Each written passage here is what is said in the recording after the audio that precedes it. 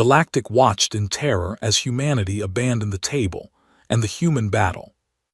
The vote was already over before I stood up. I knew it the moment I walked into the Grand Conclave Hall that morning.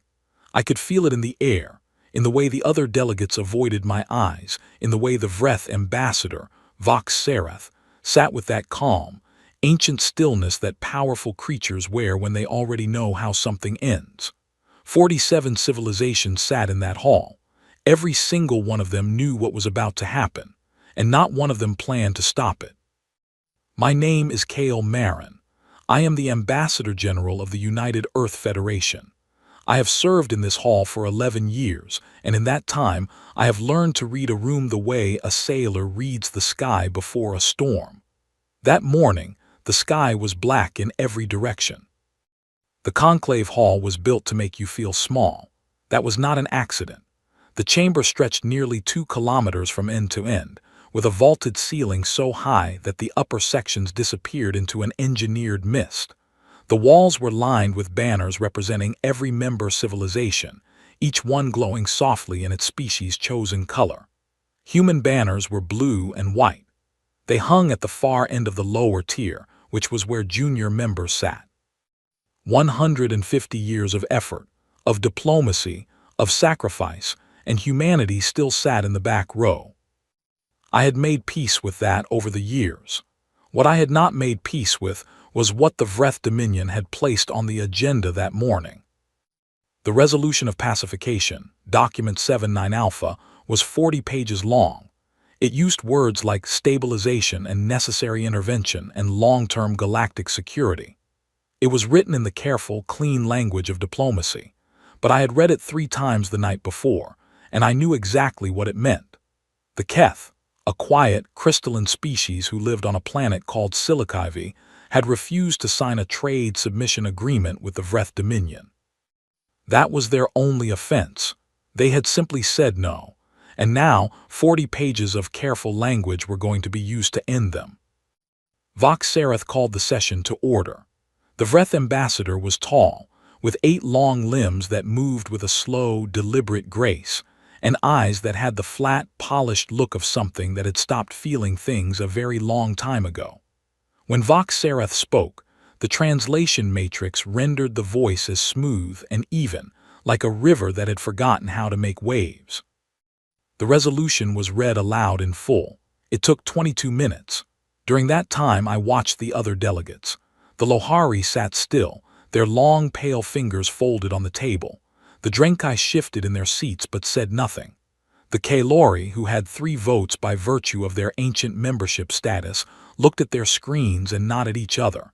Everyone in that room understood what was happening. And everyone in that room was going to let it happen because they were afraid of the Vreth, or because they owed the Vreth, or because they had simply convinced themselves that this was how the galaxy worked. When the reading ended, Vox Serath opened the floor to comments. A few delegates offered small, careful questions. Vox Serath answered each one with patient precision. The questions were not challenges. They were the sound of civilizations performing the act of due diligence so they could tell themselves later that they had tried. I pressed the request button on my console. The light above my station turned green. I stood. The hall did not go quiet exactly, but something changed in the air. 11 years at this table had taught me that humans standing up unannounced made other species nervous. We moved differently from most. We stood with our weight forward, which apparently read as aggression to at least 6 of the 47 species in the room. I had never bothered to change how I stood. I said that the resolution was not a pacification. I said it was an erasure dressed in formal language. I said the Keth had committed no act of aggression, no violation of conclave law, no offense against any member civilization. I said that what we were being asked to vote on was not a question of galactic security. It was a question of whether this body had the integrity to mean what its founding charter said. I was 3 sentences in when Vox Serath interrupted. "The junior member will sit," Vox Serath said. "The conclave has decided." The voting had not happened yet. That was the part that hit me harder than anything else that day.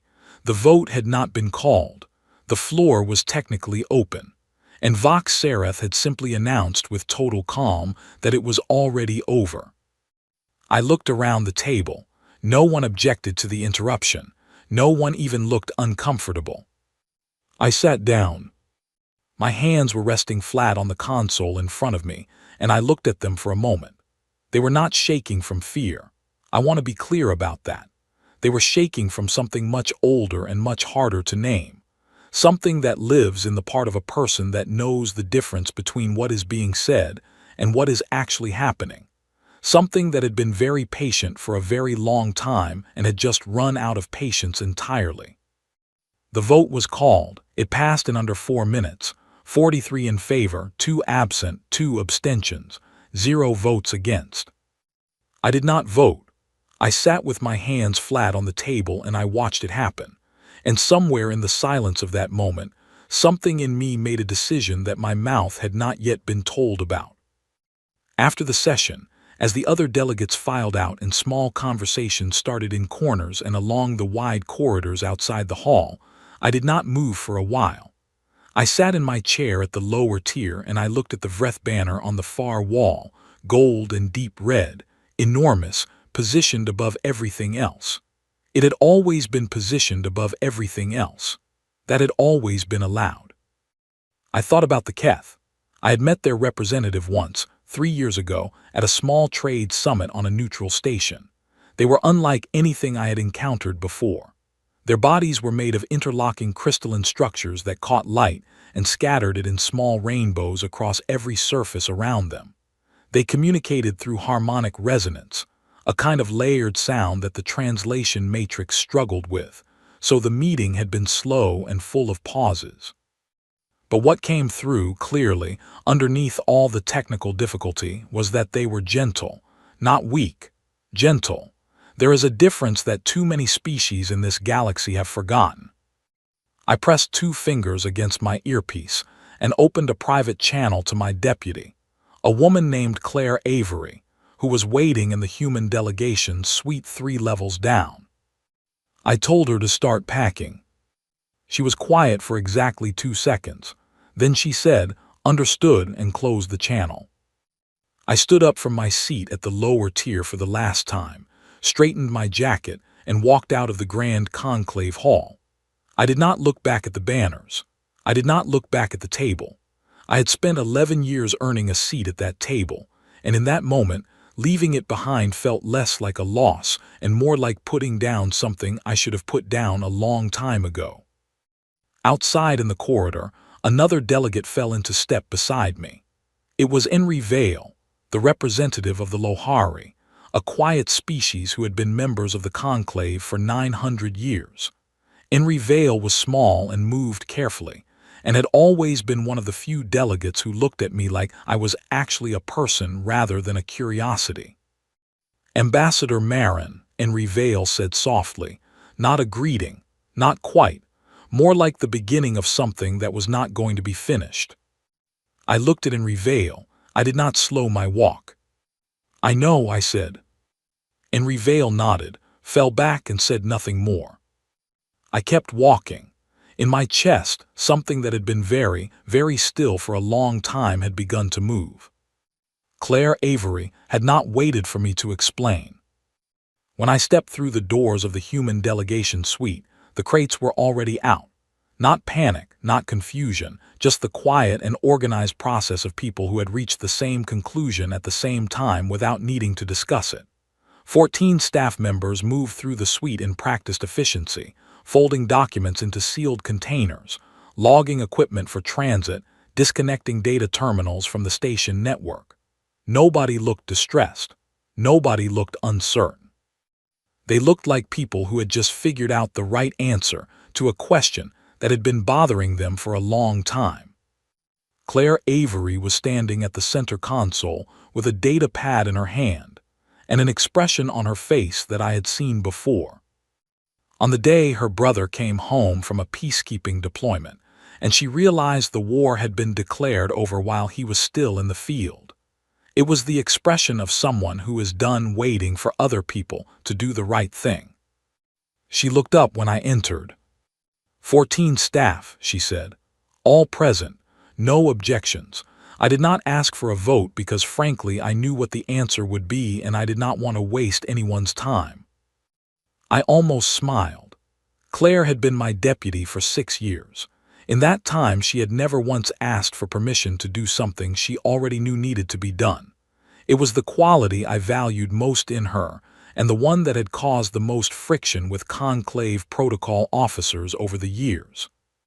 How long until we're ready to move? I asked. 40 minutes, she said, maybe 35. I nodded and moved to the communication terminal in the corner of the suite, the secure one with the dedicated encryption channel that bypassed the station network entirely and connected directly to Earth. It was the middle of the night in Geneva, but I knew Admiral Yara Solis would be awake. Yara was always awake when something was happening. It was as if she had some internal mechanism that woke her at the precise moment the galaxy shifted. The channel opened in under 10 seconds. Yara's face appeared on the screen. She was in her command room, not her quarters. The lighting behind her was low and blue, and the background hum of a working military station was audible even through the encryption. She looked at me for exactly 1 second without speaking, reading my face the way she always read a situation, quickly and completely, before saying a single word. I watched the vote, she said. I know, I said. All 43, she said. Yes. Another pause, then, are you doing what I think you're doing? We're packing, I said. Yara exhaled slowly through her nose. It was not surprise. It was the sound of someone who had been holding a breath for a while and had finally been given permission to let it go. How long until you're off the station? She asked. 35 minutes, maybe 40. I'll have the shuttle bay ready, she said. And Kale, she paused. The fleet is already at staging. I moved them yesterday. I looked at her. You moved them yesterday. I read the resolution the morning it was filed, she said simply. 40 pages of that kind of language only ever means one thing. I did not want to be caught making decisions in a hurry. This was why Yara Solis had been the youngest admiral in United Earth Federation history, and why, 18 years later, she remained the most trusted. She did not wait for the fire to start before deciding where to aim the water. What's the composition? I asked. 47 warships, she said. 200 support vessels, full medical complement, enough supply capacity for a sustained presence if needed. And the Vreth pacification fleet. Already moving towards Silikivi, she said. Based on their last tracked position, we have a window of about 9 hours to get there first, possibly 10. 9 hours, it was enough. It would have to be enough. Hold position until I'm aboard, I said. I want to be there in person. Understood, Yara said. Then after a beat, what about the withdrawal? I had already written it in my head. I had written it somewhere around the time Vox Sereth had said the words, "The junior member will sit," and I had sat down and felt something in my chest crystallize into a decision as clear and cold and final as ice. I'll send it before we leave the station, I said. 17 words. Yara raised an eyebrow. 17 words, she said. The United Earth Federation hereby resigns its membership in the Galactic Conclave, effective immediately, I said. That's 17 words. I counted. She looked at me for a long moment. Then she did something I had not seen her do in years. She smiled. Not a large smile, just the small, certain kind that means someone has decided they are on the right side of a line. I'll see you in 9 hours, she said, and closed the channel. I turned back to the room. The packing was continuing, 14 people moving with quiet purpose. I stood there and watched them for a moment, and I felt something I had not expected to feel in that room in that moment. I felt proud, not of myself, of them, of the fact that not one of them had needed to be told, not one of them had hesitated. They had simply looked at what had happened and known, in the way that humans tend to know things when something important is at stake, what needed to be done. I sat down at the side desk and opened the formal messaging interface. The conclave notification system was designed for ceremonial announcements, trade agreements, formal protests. Nobody had ever used it to resign before. I was fairly certain the system did not even have a template for it. I opened a blank message. I addressed it to the conclave secretary, with simultaneous delivery to all 47 member delegations. I typed 17 words. I did not add an explanation. I did not add a statement of grievances. I did not give them the satisfaction of a speech. The 17 words were enough. They said everything that needed to be said, and the rest could be understood by anyone who had been in that hall that morning and still had a conscience to understand it with. I sent the message. For a moment, nothing happened. Then, across the suite, I noticed a few screens flicker as the station's internal notification system processed an unusual event. Somewhere in the halls of the Grand Conclave, 47 terminals were receiving a message that none of them had ever received before. Claire appeared at my shoulder. She had been reading her own screen. "Responses are already coming in," she said quietly. "Voxerath's office is requesting an emergency session." "We'll be off the station before they convene," I said. She nodded. Then she said, "The Conclave Communications Director is calling it an emotional response. They're telling other delegations that we'll reconsider within a standard week." I stood up and straightened my jacket. "Then they've already misunderstood us," I said, "which means we're off to a fine start." Claire almost laughed, not quite, but almost. 28 minutes later, 14 human staff members walked through the docking corridor and boarded the UEF shuttle Harlow without looking back. I was the last one through the door. I paused at the threshold and turned just once to look back at the corridor of the station. Its walls were smooth and pale, lined with the soft lighting that the station's designers had chosen to be neutral enough to comfort every known species. Comfortable, carefully balanced, designed so that no one would feel too much of anything. I turned back around and walked onto the shuttle. As the docking clamps released and the Harlow pulled away from Nexus Prime, I sat in the forward observation seat and looked at the station through the viewport. It was enormous. It had taken 400 years to build. 47 civilizations had contributed to its construction. It was, by almost every measure, a miracle of what cooperation could produce. And it had just voted to end a species for saying no to a trade agreement. I watched the station until it was a point of light. Then I turned to the viewport in the other direction, toward the stars where Admiral Solis and the United Earth Federation fleet were waiting, and I felt the thing in my chest that had been moving since I left that hall begin to settle into something purposeful and clear. The Conclave thought we were throwing a tantrum. They thought we were leaving in anger, in that messy, uncontrolled way that they had always associated with humans, the species that felt things too loudly and moved too fast and never learned to sit quietly and accept how the galaxy worked. They did not understand that what they were seeing was not anger.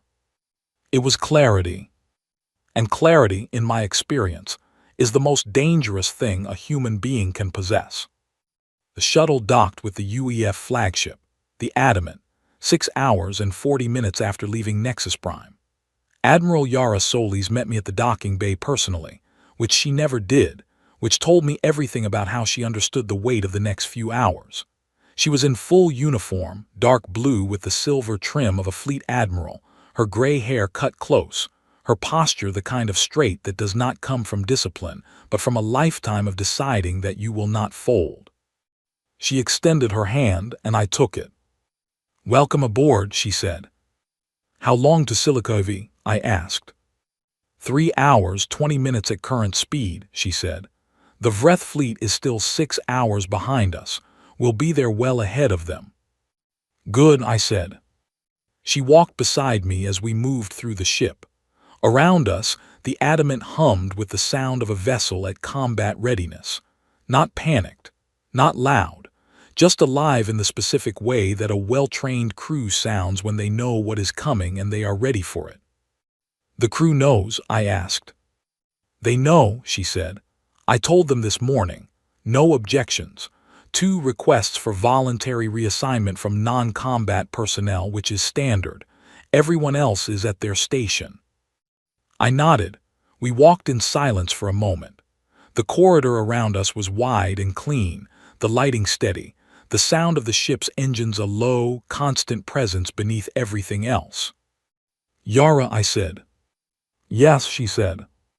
If this goes the way it might go, I said carefully, we will not be able to go back to the conclave. I know, she said. The UEF will be outside the treaty protections. No trade agreements. No conclave arbitration. Potentially blocked from conclave-controlled relay stations. I know, she said again. And you moved the fleet anyway, I said, yesterday. She looked at me as we walked. Kale, she said, I have been a soldier for 31 years. I have followed orders I did not agree with. I have held lines I was not sure needed holding. I have made calculations that kept me awake for weeks afterward. She paused. But I have never once calculated my way into standing still while someone ends a species for refusing a business agreement. That is not a calculation I know how to make. I did not say anything. Besides, she added, in a tone that was very slightly lighter, I looked at the Vreth fleet composition. Their tactical doctrine is built entirely around the assumption that no one will resist them. They have not updated that doctrine in 60 years. I looked at her. 60 years, I said. 62 to be precise, she said. They stopped fighting real wars when the conclave made resistance politically impossible. They have ships. They do not have soldiers, not anymore. And we do, I said. We have been fighting something or other for the entire span of recorded human history, she said. We are, unfortunately, very good at it. She said it without pride, just as a fact, the way you state something true that you would have preferred not to be true, but that you are going to use anyway because the situation calls for it. We reached the bridge. I took the observer's position beside the command chair, which Yara settled into with the ease of someone sitting in the same seat they have occupied for years. Around us, the crew of the Adamant worked at their stations with focused quiet. The main display showed the space around Sci-Fi, still empty except for the planet's own orbital signatures. Crystal clear, for now. 3 hours and 20 minutes, Yara said. Then let's not waste them, I said.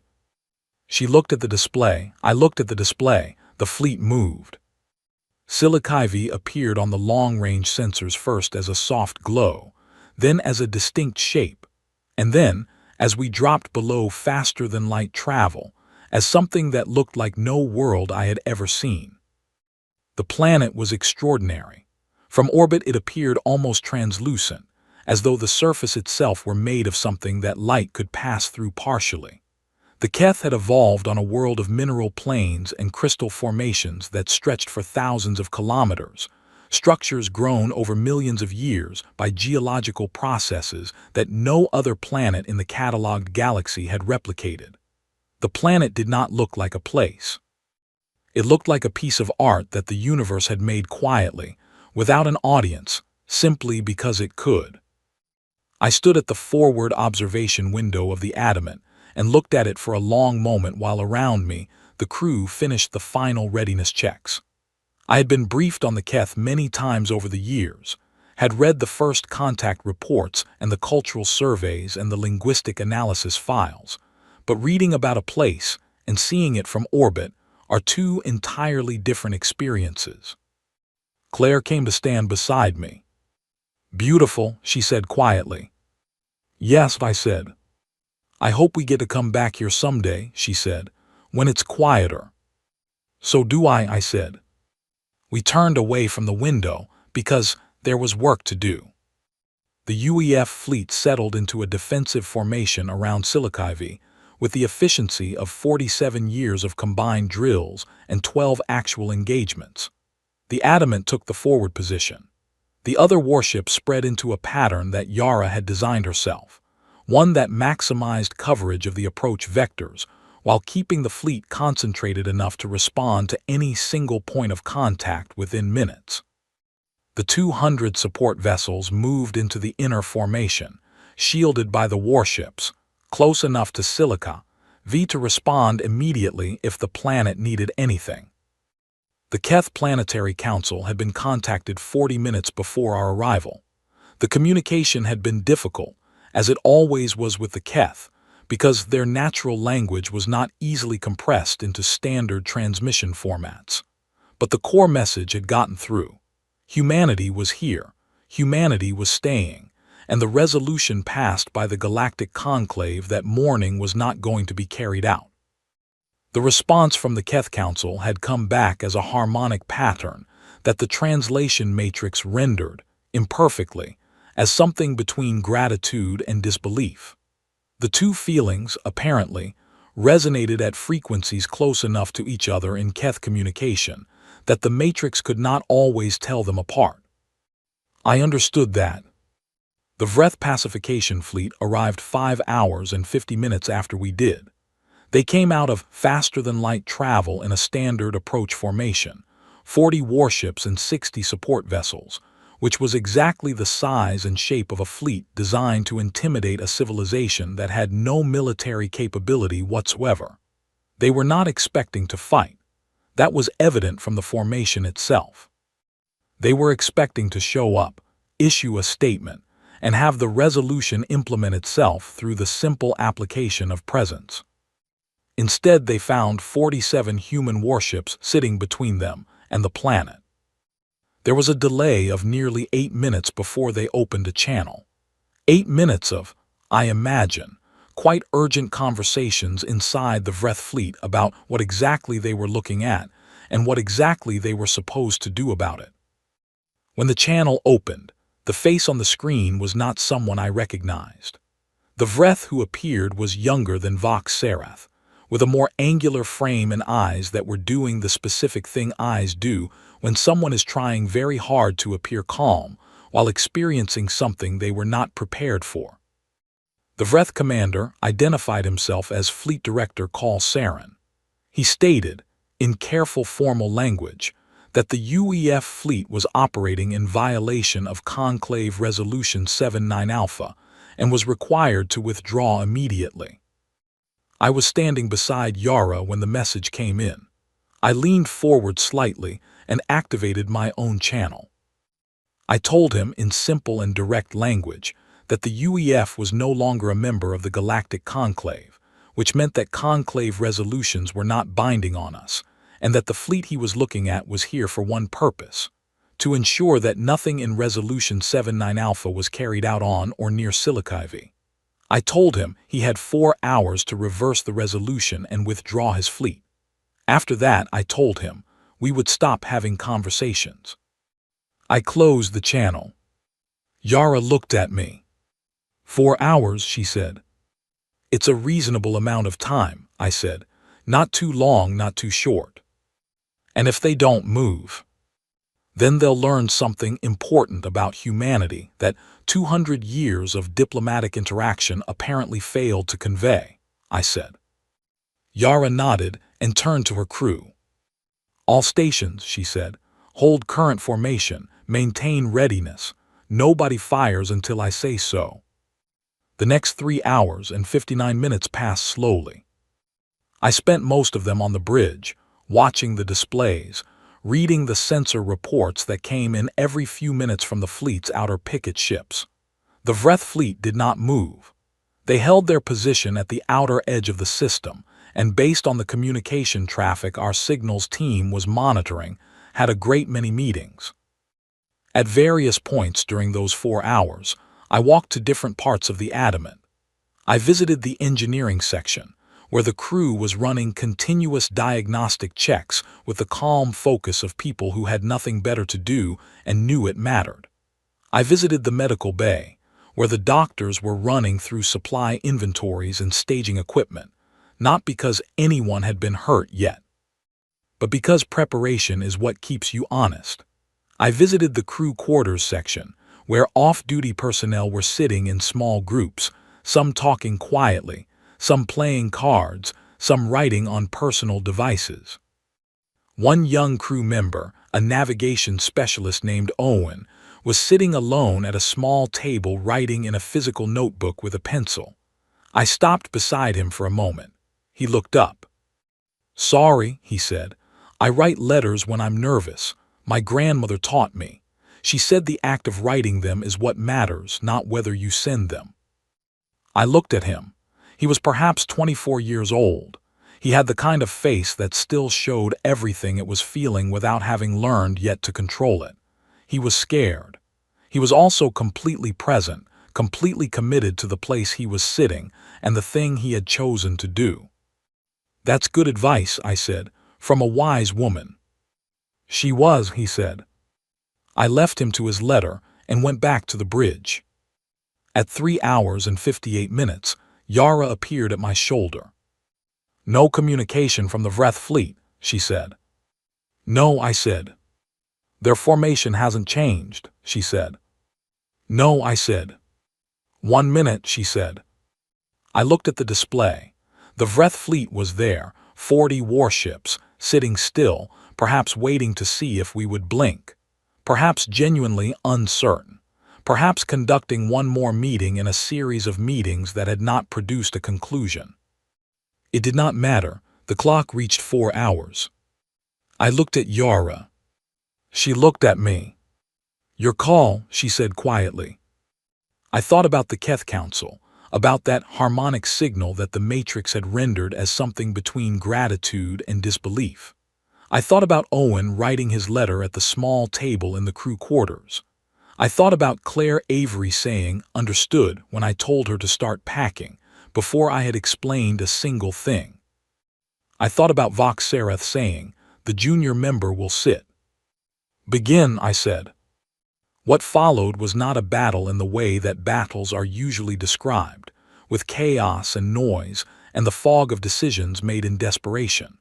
What followed was something much more precise. Yara Solis had spent 3 hours and 59 minutes preparing for this moment, and the preparation showed in every movement the UEF fleet made. The Adamant and its 2 nearest support ships moved to directly block the primary approach corridor to Silikivi. The other warships shifted into an arc formation that curved around the Vreth fleet's flanks, not surrounding them, not trapping them, but making it absolutely clear that movement toward the planet would be met from multiple directions simultaneously. It was a formation designed not to destroy, but to make destruction of a particular target impossible without accepting enormous cost. The Vreth fleet opened fire first. They targeted the outer edge of the human formation with long-range energy weapons. The shots were powerful and they were accurate. 3 of the outer UEF warships took direct hits. All 3 held. Human shields had been designed and redesigned over 40 years of active service in various non-conclave conflicts. The Vreth, who had not fought a real engagement in 62 years, were firing at specifications they had never updated, against technology that had moved well past those specifications. The UEF returned fire with precision. Not full force, not immediately, which was by design. Yara's standing order was that every shot fired would be aimed at weapons systems and propulsion, not at crew quarters, not at life support infrastructure. We were not here to end anyone. We were here to make a point. The point took 40 minutes to land. The Vreth fleet's lead warship lost 3 of its primary weapons arrays in the first 12 minutes. The next largest vessel lost propulsion on one side and began drifting slightly out of formation. The third Vreth engagement ship took a hit to its communication relay that temporarily cut it off from the rest of the fleet. And then something happened that I had not expected, though looking back, perhaps I should have. One of the Vreth support vessels, which should have stayed out of the combat formation entirely, moved forward and positioned itself directly above the northern pole of Silikivi's upper orbit. It was not a warship. It was a heavy bombardment platform.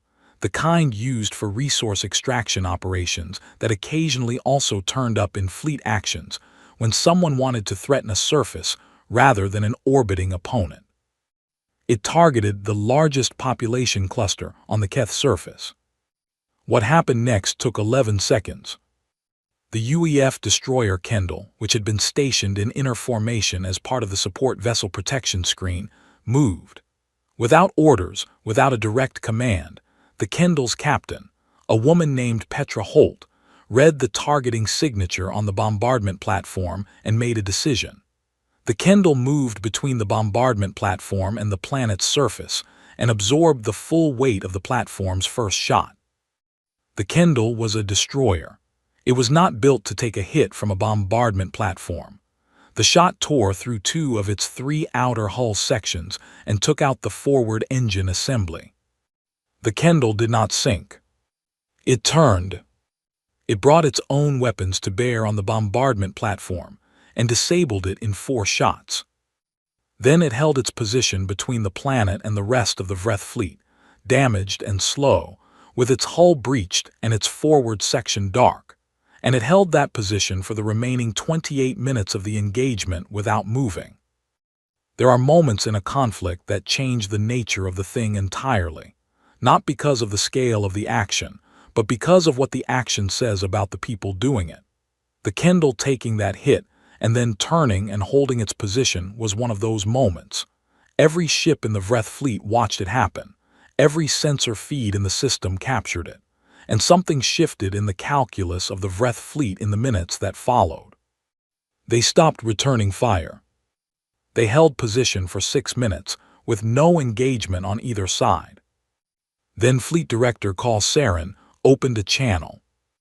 He did not say much. He stated that his fleet was withdrawing pending further instruction from the Vreth High Command.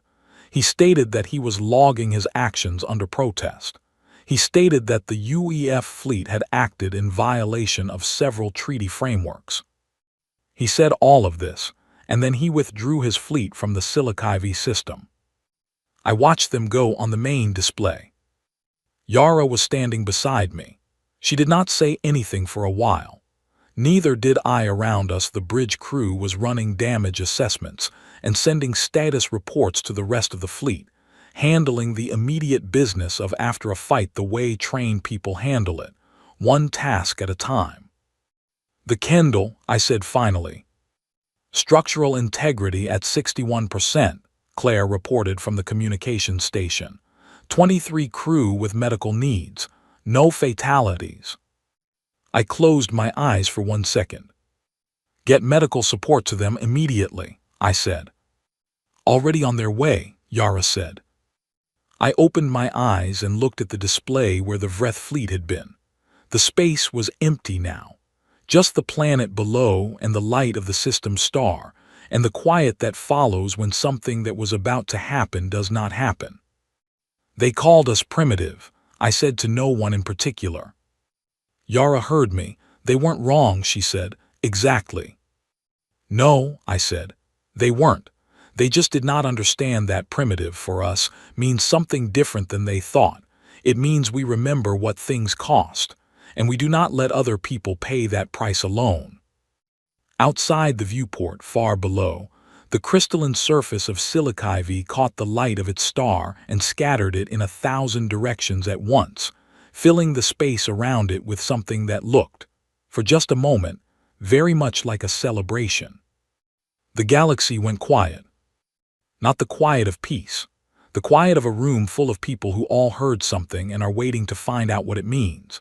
72 hours passed after the battle at Sci-Fi without a single official communication from the Galactic Conclave. No condemnation, no response, no acknowledgement. 47 civilizations, all of whom had watched the sensor feeds from Sci-Fi in real time through their respective intelligence networks, said absolutely nothing.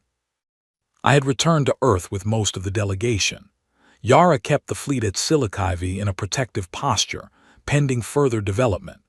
The Kendall was undergoing emergency repairs at a nearby UEF station.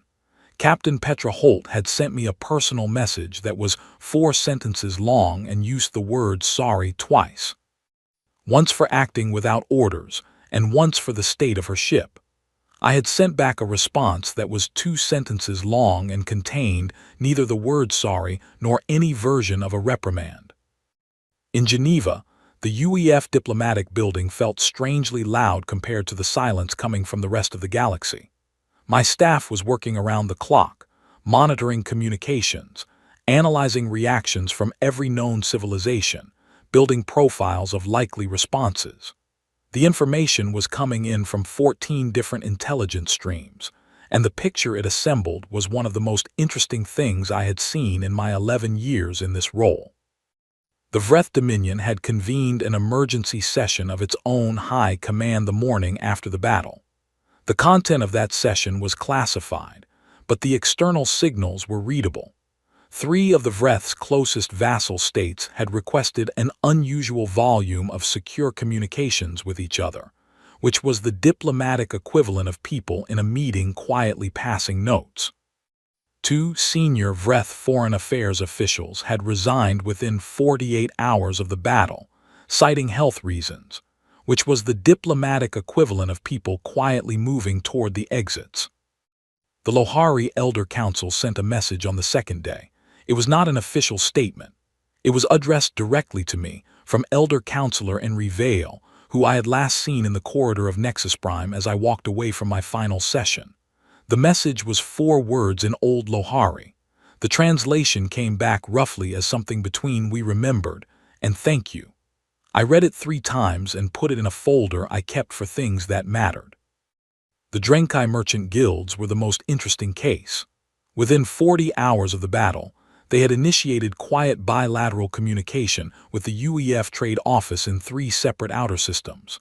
Not formal diplomatic contact, not a public statement of support, just quiet conversations about supply chains and mutual interest and what current trade agreements actually protected and what they left vulnerable. The Drenkai were pragmatic above almost everything else.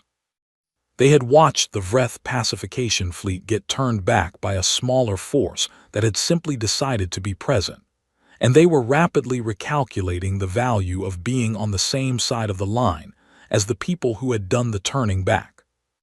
The Kaelori said nothing publicly, but their ambassador to a neutral station had been observed having a very long private dinner with a UEF commercial liaison.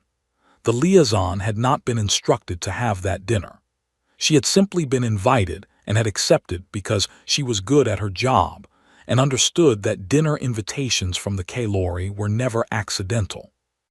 On the 3rd day, the Galactic Conclave reconvened. I was watching the feed from Geneva, a live relay from the hall I had sat in 11 days ago. The session was called to discuss what the Conclave's official communications office was describing as an incident of unprovoked military action by a non-member entity against a legally authorized conclave operation. I noted, without particular surprise, that the description did not mention the Keth by name, did not mention the bombardment platform that the Vreth support vessel had aimed at a civilian population cluster, and did not mention the Kendall. Voxereth took the floor. The speech was long and careful, and built toward a motion to formally condemn the United Earth Federation and designate it as a destabilizing force in galactic affairs. It cited the 17-word withdrawal notice as an example of what Voxereth called reckless disregard for the rule of law. It described the battle at Silikivi as an illegal military incursion by a rogue state.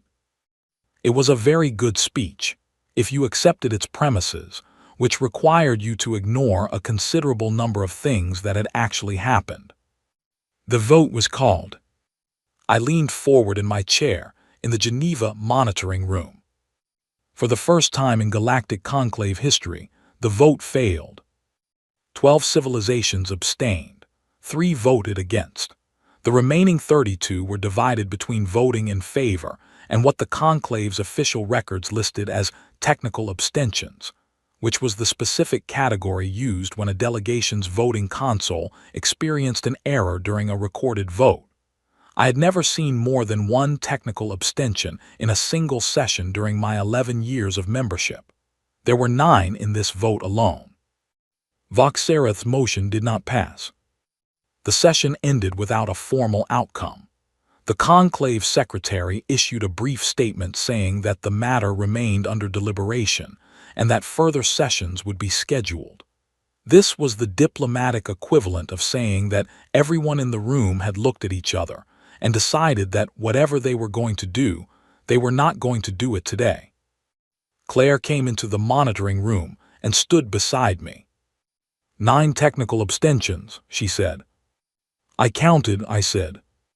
The Lohari, she said, and 2 from the Kalori block, and the Fenari, which surprised me. It surprised me too, I said. The Fenari were a small civilization with close trade ties to the Vreth. They had always voted with the Dominion. Always. How are the Fenari reading publicly? No comment so far, she said. But their deputy ambassador left the session 12 minutes before the vote and filed a medical leave request. I looked at her. Same day as the vote, I said. Same hour, she said. We looked at each other. Neither of us said what we were both thinking, which was that the galaxy was moving. Not loudly, not all at once, but the way a tide moves, quietly and continuously, and with a destination already decided long before the water started shifting. On the 4th day, a message arrived from Silikivi. Yara forwarded it to me personally with no additional context. The Keth Planetary Council had requested to send a cultural communication to the United Earth Federation. They had prepared it over the previous 3 days. The message was not a text transmission. It was an audio file. I put on headphones and pressed play. What I heard was unlike anything in the standard translation library. The Keth had composed something in their natural resonant language, layered harmonics that built on each other in patterns that the translation matrix could not fully parse because they were not meant to be parsed into words. They were meant to be felt. The sound moved from low frequencies that I noticed more in my chest than my ears, through rising structures of overlapping tones, to something at the upper range that my human hearing could only partially detect, but that my nervous system responded to in a way I was not prepared for. I sat in the monitoring room with the headphones on for a long time after it ended. My deputy from the Silikivi mission, a calm and practical man named Simon Adley, who had served 2 tours on outer system postings before joining my team, knocked and came in to check on a report we were supposed to review together. He found me sitting at the desk staring at the far wall. Everything all right? He asked. The Keth sent us something, I said. He waited. A resonance composition, I said. I can't translate it exactly, but it's for the crew of the Kendall. Simon was quiet for a moment. All 23 of them, he said. And Petra Holt, I said. Their names are in the header file. Every name of every crew member who was aboard the Kendall during the engagement. The Keth compiled the list themselves from the public fleet records. Simon sat down in the chair across from me. They looked up every name, he said. Yes, I said. We did not speak for a while. Outside the windows of the Geneva building, it was a gray afternoon, with a low cloud cover that made the light soft and even, the kind of afternoon that asks nothing of you and gives you room to think.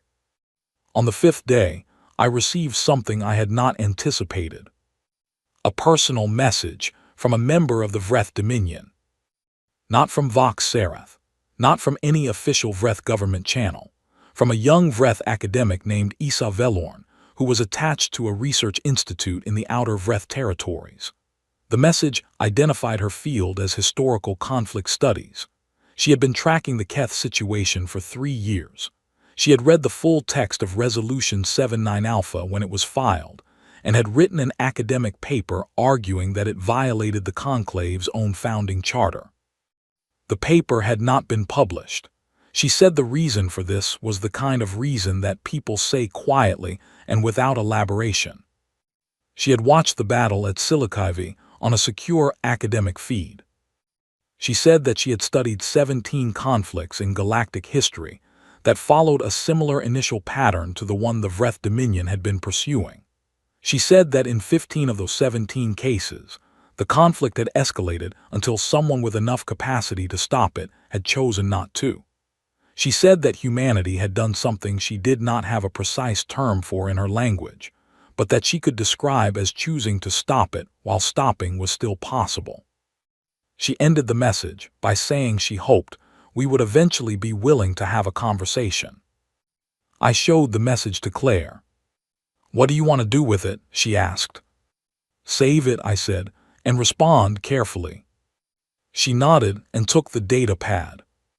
That evening I walked through the corridors of the Geneva building by myself, which I rarely did. The building was quiet at that hour, most of the staff having gone home or to the adjacent residential block. The hallways were lined with images and artifacts from 200 years of UEF diplomatic history, the first contact protocols, the founding membership documentation from the conclave. A replica of the seat plaque that had once hung on the lower-tier seating in the conclave hall, engraved with the words, "United Earth Federation, Junior Member." I stopped and looked at it for a long time. Junior Member, 150 years of work to earn a designation that still placed us at the back of the table. 150 years of patience, of restraint, of carefully not doing the things we were capable of doing, because we were told that patience was wisdom and restraint was civilization. I did not regret that patience. The patience had taught us things we needed to know. It had shown us how the conclave worked, who within it had integrity and who did not, which civilizations were afraid and which ones had simply gotten comfortable with things as they were. But it had also shown us something else. It had shown us that the conclave's version of civilization was not the absence of conflict. It was the management of conflict in a way that kept certain parties safe and certain parties permanently vulnerable. It was order without justice, which is a thing that looks like peace from the right angle and looks like something else entirely from any other. On the 6th day, the first formal bilateral request arrived. Then the second. By the end of the 7th day, there were 14. 14 civilizations had requested formal bilateral discussions with the United Earth Federation on the subject of mutual protection agreements, trade relations, and what one of the messages politely called alternative frameworks for galactic cooperation. 2 of the 14 were conclave members. 4 were non-members who had been too small or too distant to join the conclave, but had been watching it for years. 8 were mid-tier civilizations who had been conclave members in good standing, but had accumulated a number of privately held objections that they had never previously had a forum to raise. Claire came into my office that evening and put a data pad on the desk in front of me. On it was a list of the 14 civilizations, their sizes, their resources, their positions. "This is not a tantrum," she said. "No," I said. "This is a restructuring," she said. "Yes," I said. She sat down. "We're going to need a name for it," she said. I looked at the list on the pad. 14 civilizations, each one different. Each one here because they had watched a human fleet do something that they had believed for a long time someone should do, and had decided that the people who had done it were worth standing near. "The Meridian Compact," I said. Claire looked at me. "For the ship," I said. She was quiet for a moment, then she said, "Yes, for the ship." Outside, the gray afternoon had given way to a clear evening, and the sky above Geneva was the particular deep blue that comes just before dark, when the light is still there, but has gone from gold to something cooler and more permanent. I looked at it for a while. 14 civilizations. A ship that had held its position against a bombardment platform and refused to move.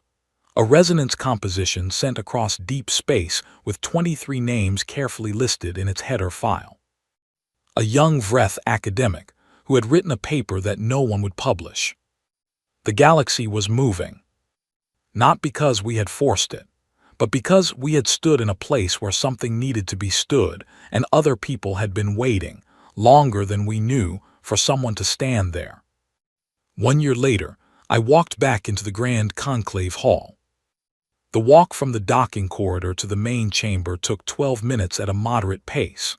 I had made that walk hundreds of times over 11 years as a member delegate. I knew every junction, every branching corridor, every change in the light as you moved from the outer ring of the station to the central hub where the hall itself sat. I knew the particular sound the floor made under my feet, a faint resonance from the station's structural materials, present throughout, but most noticeable in the long, straight approach corridor that led directly to the main entrance. It sounded the same as it always had. Some things do not change simply because you leave them. I was not there as a member. The United Earth Federation remained withdrawn from the conclave. That had not changed, and I had not come to change it. I had come as an observer, which was a status the conclave's charter allowed for any recognized government entity regardless of membership, and the UEF was, by any objective measure, a recognized government entity. The conclave's secretary had processed our observer registration without comment, which I interpreted as the institution deciding that comment would be unproductive. Claire walked beside me. Simon Adley was on my other side. Behind us, a small delegation of 6, selected because they were the 6 best people I knew at walking into difficult rooms and remaining completely calm. We reached the main entrance. The doors were as tall as they had always been, designed to make the act of entering feel significant. I had always found them slightly too dramatic for my tastes, though I understood the purpose. Architecture is a language. The conclave spoke it fluently, which was one of the things I had always respected about it, even when I respected little else about how it operated. The doors opened. I stepped through and stopped.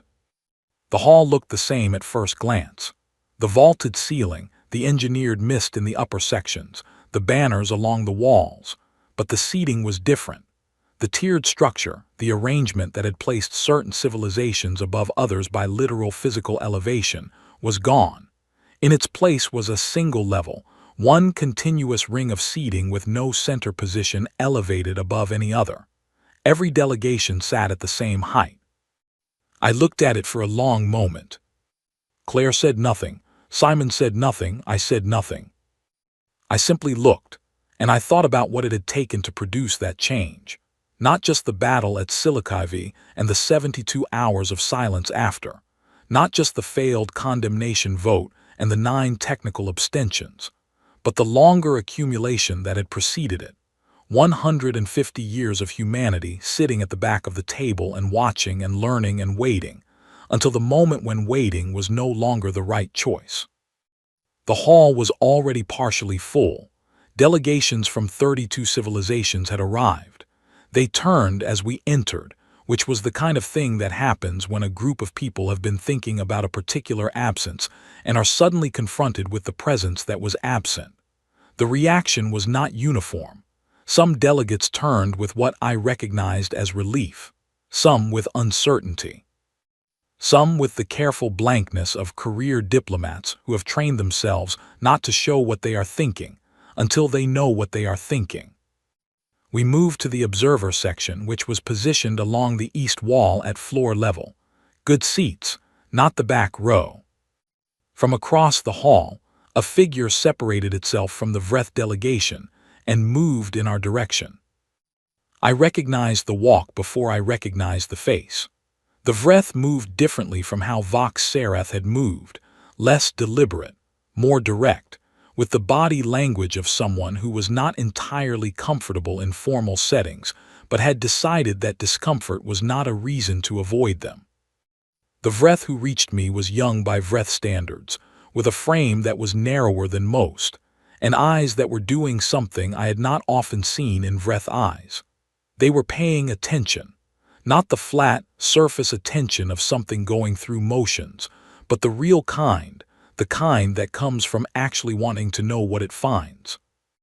Ambassador Marin, the Vreth said. The translation matrix rendered the voice as slightly lower than middle range, even and clear. Yes, I said. I am Sorrel, the Vreth said. I hold the position that Vox Sereth formerly held. I had known that. I had read Sorrel's file 3 times in the past month, but I let the introduction stand as it was offered. Ambassador Sorrel, I said. Sorrel looked at me with that particular attention. We studied your withdrawal, Sorrel said, in detail. Many of us spent considerable time with it.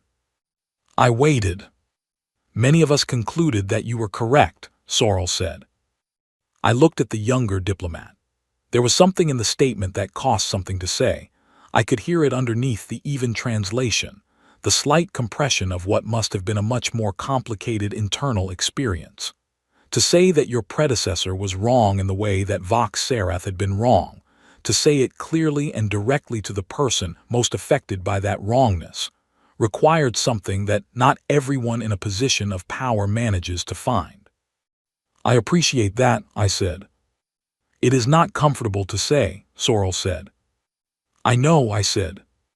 Sorrel held my gaze for a moment. What we did to the Keth was not the first time, Sorrel said quietly.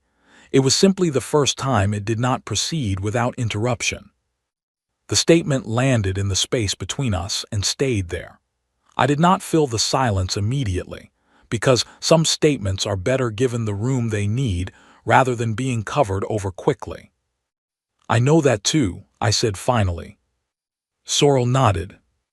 Then perhaps, Sorrel said, there is something that can be built if both sides are willing to begin honestly rather than formally.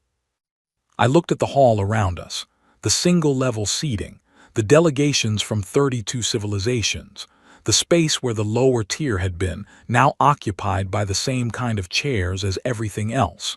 No elevated center, no back row. I thought about Henry Vale falling into step beside me in the corridor and saying my name and then saying nothing more, because there was nothing more that needed to be said. I thought about Owen writing his letter at the small table in the Adamant's crew quarters, and his grandmother's advice about the act of writing mattering more than the sending. I thought about the Kendall, which had been repaired and returned to active service, and about Petra Holt, who had not sent me a message since the one that said sorry twice, but who I had heard was doing well. I thought about the resonance composition from the Keth Council, which I had listened to 4 more times since the first and still could not translate but no longer needed to. I walked to the observer section and sat down. Claire took the seat to my left, Simon to my right. The rest of the delegation filled in around us. The hall continued to fill with delegates, voices in dozens of languages moving through the translation matrices that lined every surface, the familiar hum of the place, the light from the engineered mist above, the banners on the walls, all of it unchanged and all of it, somehow, different. Sorrel returned to the Vreth delegation. The session would begin in a few minutes. I looked at the seat beside the observer section, where the Keth representative sat. They had been given full observer status as part of the preliminary agreement that had preceded this session. The Keth representative's crystalline form caught the hall's light and scattered it in small patterns across the floor around the seat. It was quiet and it was present, and it did not need any particular acknowledgement. I looked at those small scattered patterns of light on the floor for a long moment. 1 year ago, I had sat at a lower-tier seat in this hall and watched a vote pass in 4 minutes. I had sat with my hands flat on the table and felt something old and quiet make a decision. I had walked out of the hall and told Claire to start packing and sent 17 words that had not included an explanation, because explanations were not the point. The point had been the act itself, the simple fact of standing up from a table that was not worth sitting at and walking towards something that was. The session was called to order. The new conclave secretary, a Lohari diplomat I had met once at a trade summit 4 years ago, called the roll of delegations present. When the observer section was acknowledged, I raised my hand briefly and was noted in the record. The first item on the agenda was a proposal to formally recognize the Meridian Compact as a cooperative partner organization to the Galactic Conclave, with shared observer access, mutual communication protocols, and a framework for coordination on matters affecting civilizations in either body. The proposal had been jointly drafted over 3 months by teams from 7 Conclave members and 5 Compact members, and it represented, by any reasonable accounting, more genuine cross-organizational effort than anything the Conclave had produced in the previous decade. The discussion was long and careful and occasionally difficult. There were delegates who raised objections that were legitimate and delegates who raised objections that were not, and the session had to navigate both with the same patience. I sat in the observer section and listened. When I was invited to speak, I spoke briefly and without drama. I said what the compact was and what it was not. I said what we were willing to do and what we were not willing to do. I said that we had not come to replace the conclave, but to be something that the conclave could not be for the civilizations it had not served well. I said all of it in plain language. The vote on the recognition proposal was called in the early evening session. It passed with 31 in favor, 2 opposed, and 3 abstentions. 31 civilizations in favor. I sat with that number for a moment. After the session, as the hall cleared gradually and small groups formed in the corridors outside, I stood near the observer section and watched it all with the particular kind of attention that comes from knowing you are in a moment you will be asked about for a long time. Claire was engaged in conversation with the Lohari delegate from the Eastern Cluster. Simon was speaking with a young Drenkai diplomat who had sought him out specifically. The rest of my delegation was distributed throughout the room in similar small conversations, all of them doing exactly what good diplomats do after a significant vote: making contact, listening, building the small human structures that hold large agreements together. The Keth representative moved toward me across the mostly empty floor. Their crystalline form moved with a slight harmonic resonance that was audible as a very soft tone, something at the lower edge of human hearing. They stopped a short distance away and were still for a moment. I did not know what to say. The translation matrix between us was limited. There were things the Keth communicated that the matrix could not bridge. I had learned this over the past year of working alongside their council. So I did not try to say something precise. I simply stood there and acknowledged them, the way you acknowledge someone who has been through something with you that did not need to be spoken about to be understood. The Keth representative's crystalline structure shifted slightly. A harmonic tone, soft and layered, passed through the space between us. The matrix translated it, imperfectly, as something close to here. Just that here. I understood it completely. I stayed in the hall for a long time after most people had gone. The lights had dimmed to their evening setting, a warmer tone that changed the look of everything slightly, making the banners on the walls look less formal, and the space itself feel less like a chamber of government and more like what it actually was, a room where people had been trying, imperfectly and often badly, to figure out how to exist alongside each other in a galaxy that was very large and full of things none of them fully understood. I had walked out of this room a year ago believing that leaving was the right thing. I still believed it. Leaving had been necessary. It had been the action that made every subsequent action possible. You cannot change a table from a lower-tier seat.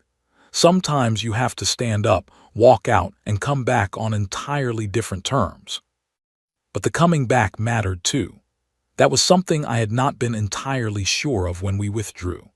I had not been sure whether there would be anything worth coming back to, whether the structures of the conclave had enough flexibility to shift, or whether the conclave was simply what it had always been and would remain that way regardless of pressure from outside. It was not entirely what it had always been. The single-level seating was evidence of that. Imperfect evidence, perhaps, because changing the furniture was easier than changing the thinking, and I was not naive enough to believe that one vote and one architectural modification meant everything was different. The work ahead was long. The Meridian Compact was 14 months old, and the Galactic Conclave was 9 centuries old, and the gap between those numbers was not going to close quickly. But something had shifted. I could feel it the same way I had felt the decision crystallize in my chest the morning Vox Sereth had told me to sit down. It was not loud. It was not dramatic. It was the feeling of something true asserting itself quietly against a long arrangement that had pretended to be true for so long that most of the people inside it had forgotten the difference. I picked up my jacket from the back of the observer section chair. Claire appeared in the doorway. "Ready?" she said. "In a minute," I said. She nodded and waited. I looked at the hall one more time, the empty seats at their single level, the banners along the walls, the engineered mist still drifting in the upper sections, undisturbed by any of the things that had happened below it, the space where the lower tier had been. I thought about what the conclave had expected when I walked out of this hall a year ago. They had expected an episode, a period of absence followed by a return to the previous arrangement. They had expected us to need them more than we needed to be right. What they had not understood, and what I had perhaps not fully understood myself until the moment I sent 17 words to 47 delegations, was that humanity had spent 150 years learning to need certain things less. We had learned to need approval less. We had learned to need permission less. We had learned to need the comfort of a table that did not respect us less than we needed the clarity of knowing where we actually stood.